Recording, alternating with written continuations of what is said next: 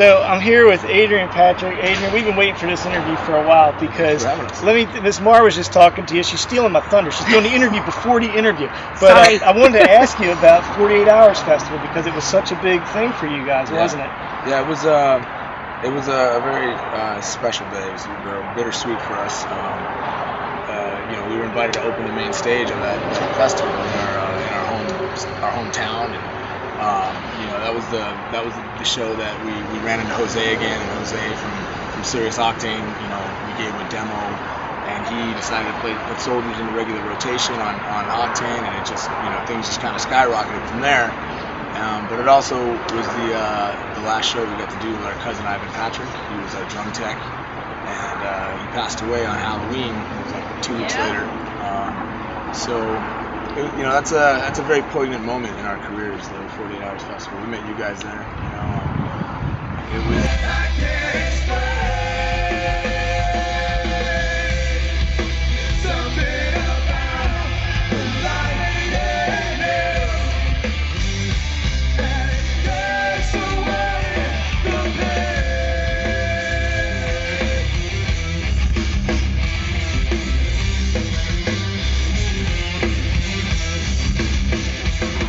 Now, two things come out of that. You talked about your cousin, and I heard you talk on radio today. You said that he's actually on Soldiers somehow. Yeah. He came into the studio.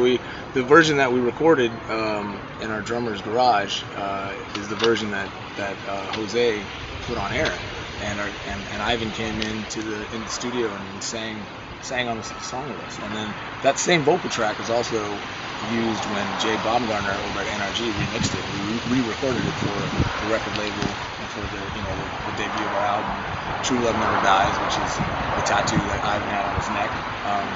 His voice is out there in the universe, and every time someone calls and requests that song on the radio station, they keep his spirit alive for us. Now, it's possible.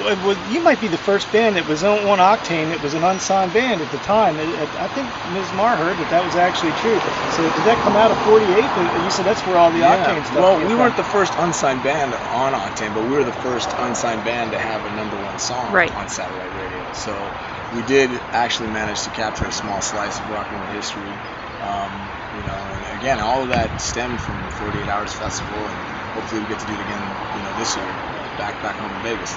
We're hoping to be there. Now, you can't see it on camera. I'll try to get a shot later. Miss Marr's wearing an otherwise necklace, and we see that symbol everywhere. Can you tell us, does it mean something? Yeah, the symbol? Yeah. That's our version of the Phoenix. It's our war bird, we call it.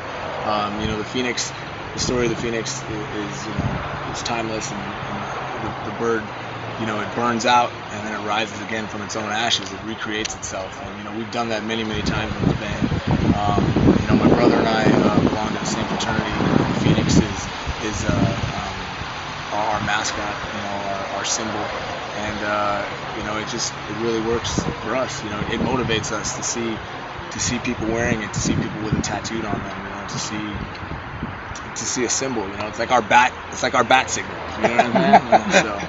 And people come running. Yeah. Now, True Love Never Dies, that album, it's really kind of taken off. How long were you sitting on those songs before you guys got signed? Did you have those for a while, or did they get written for the label? Well, we had a good chunk of them already demoed, with some friends back home in Vegas. We didn't have a whole lot of pre-production time with Jay Baumgartner. I mean, it was, we did 48 Hours Festival. Our cousin passed away. The song went to #1 on satellite. We signed a record deal. We signed a booking agent. Went in the studio with Jay Baumgartner, and then left right for tour. I mean, all of this happened like bang, bang, bang, bang, bang. And so we only had 1 day of pre-production with him. And thankfully, the songs that we'd already crafted, were strong enough, especially in his eyes. These are great tunes, man. We just basically need to re-record them. There was a couple songs like we had a song called "Scream Now" that pretty much got rewritten, and then "Full Circle" kind of got redone, and we changed keys, changed some parts here and there. But for the most part, the songs that you hear, as you hear them on the album, that's their original form for the most part.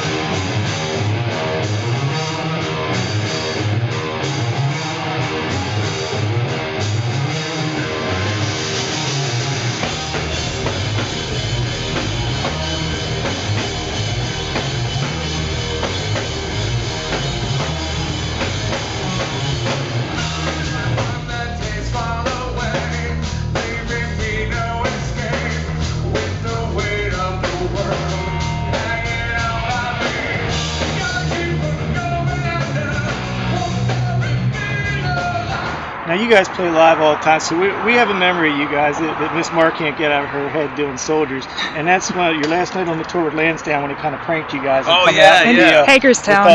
In Hagerstown, yeah, it's crazy, guys. So do you guys ever prank any other bands? Is there any stories? Now we're a PG-13 site, so remember that. there was some incidences with baby powder and Vaseline, but that's nothing too crazy. Nothing too crazy. I mean, we try to keep it as simple as possible, you know. I'd like to think that we have good senses of humor, but sometimes we take pranks a little personally, so we try not to do that to other bands, you know. But now, we talked about you being from Vegas. Is it harder to come out of Vegas as a band than one of from LA or New York because of all the competition, or there's so much music out there? Yeah. I don't know. That's a good question. A lot of the bands that actually did kind of hit out of Vegas in the past, 5 to 10 years, they were lucky, so to speak, because they kind of hit the jackpot. A lot of bands, some bands like the Killers, Panic Disco, Escape the Fate, they weren't around for very long, and they hit, they got big, and kind of like you, which was well, you were around, but in Vegas, as far as how you hit. In Vegas, we were in the trenches in Vegas for a long time, winning all the band battles, opening for every national band that came through town. But then also on the same side of that coin, actually, is like you have to compete with all those bands. You also have to compete with the multi-million-dollar nightclub and the multi-million-dollar, Cirque show.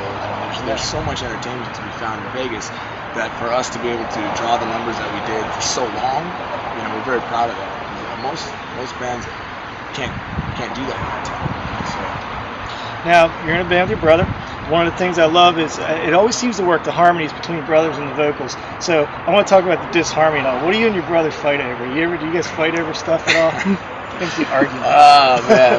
My brother... He's not here to defend himself. My brother is, I won't throw him under the bus or anything, but even though he's my younger brother, he's much more responsible than I am. So sometimes he gets on my case about, keeping things in line, but it's good because I need that, and sometimes he needs someone to get him in a little bit of trouble every now and then. So it's a good balance, it's a good balance, and brothers fight, our bandmates bicker, we're 5-6 dudes in a steel tube rolling down the highway for hours on end, so it's bound to happen, but thankfully we've got a pretty good crew.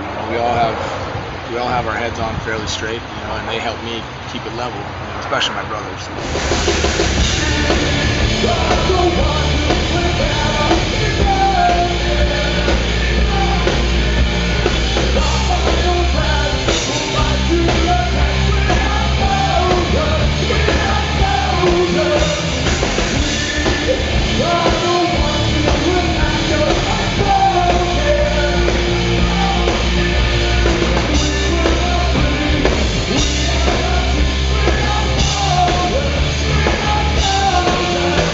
What's the next big thing for Otherwise? What's the next big thing you guys got coming up? Let's see. We're going to be jumping on a tour with Red Line and Chemistry, and then from there we got some more festivals. We're doing Aftershock in Sacramento with Stone Temple Pilots and Chevelle and the Deftones, and then we have Rock Allegiance in Hershey, Pennsylvania, which is a huge. We'll be there. There you go. And you guys know that lineup.